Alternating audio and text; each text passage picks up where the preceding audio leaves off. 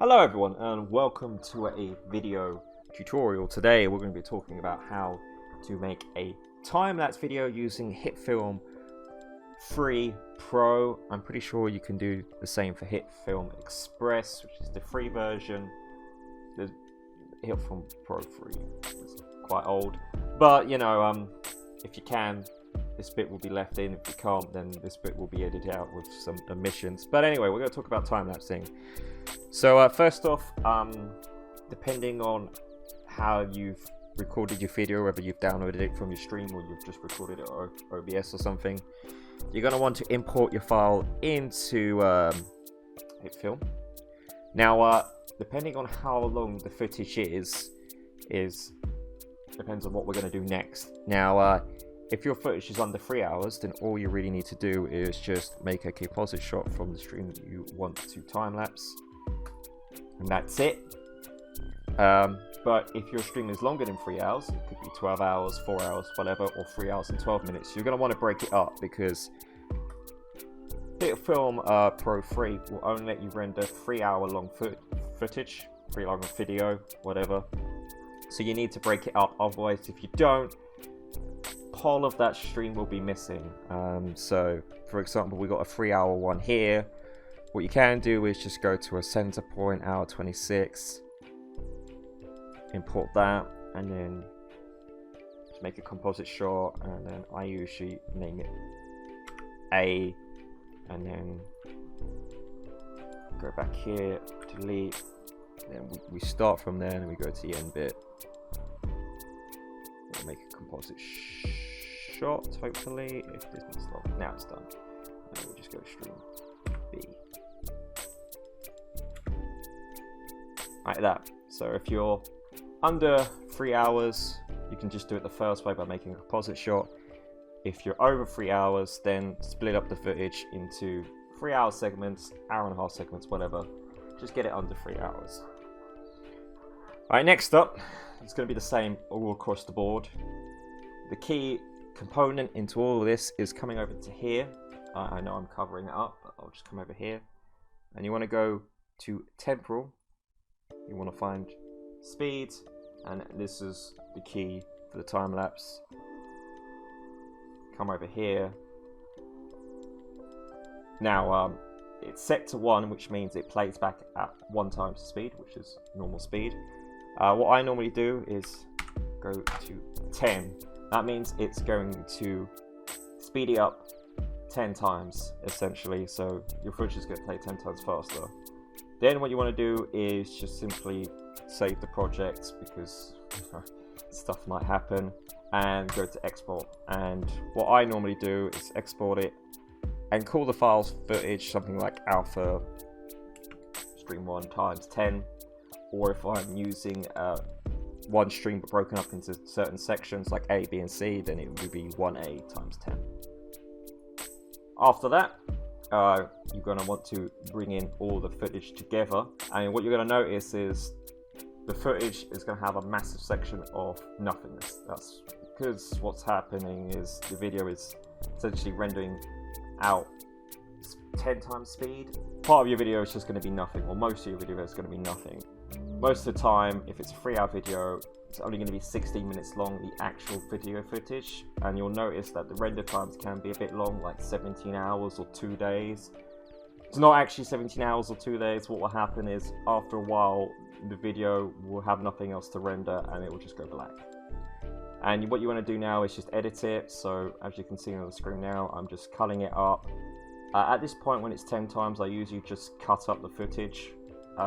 It's a lot easier to edit than doing a 3 hour long section, because all of a sudden a 5-minute break is like 50 seconds, something like that. And once you've done that, you want to save it out again. Then once you've saved it out, sorry, I apologise, I'm trying to close stuff, is you're going to want to bring it in.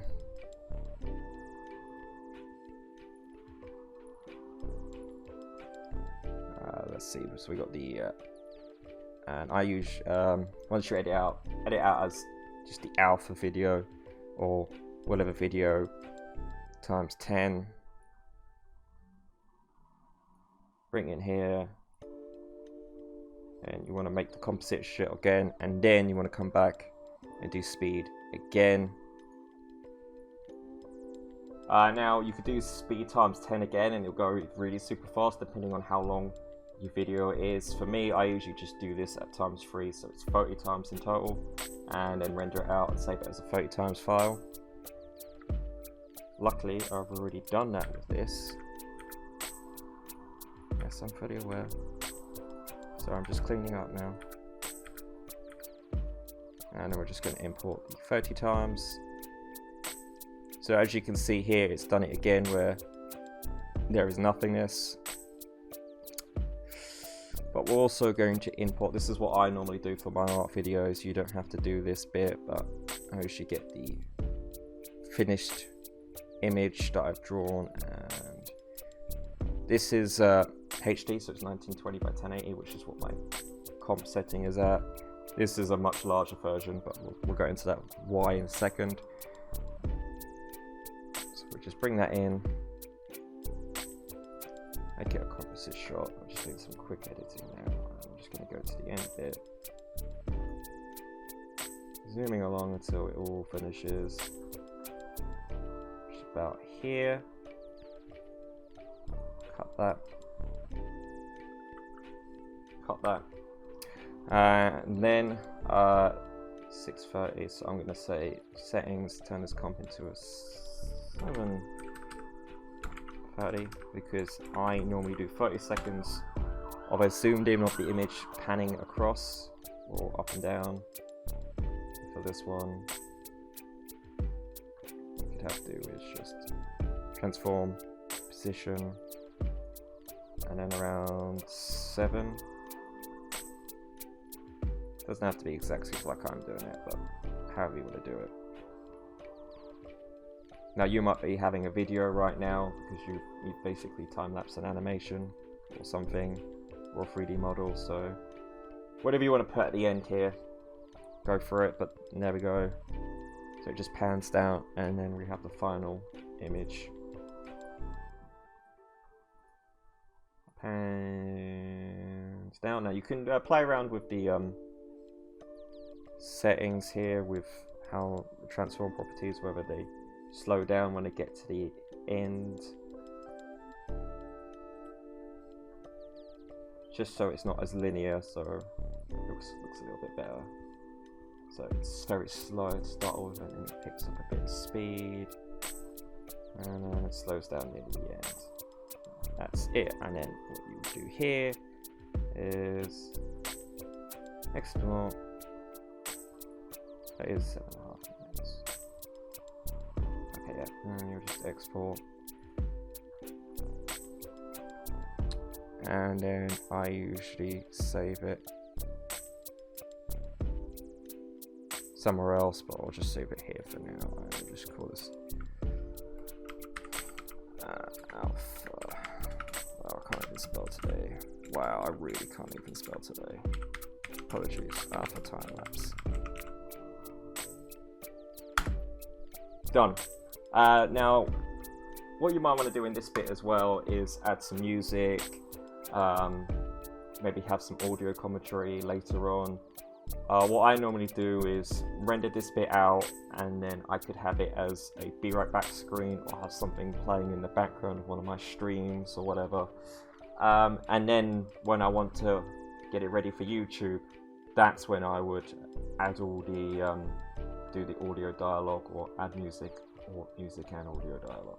It depends how you want to do it. If you just want to keep a silent piece or music, YouTube offers like royalty-free music, all that stuff. So that's basically how I make it, how I make the time-lapse videos. If you enjoyed the video, leave a like. If you want to comment on how bad it all is and you felt like you learned nothing, please leave a comment. And if you want to catch my art streams, they are on Twitch, twitch.tv/marvellousjarvis. Be sure to check them out. I stream as often as I can. It's generally in bulks of 4, so I stream for 4 days straight, and then nothing for 4 days and 4 days straight again. So look forward to seeing you in the streams. Remember to subscribe and ring that bell. Ding ding ding.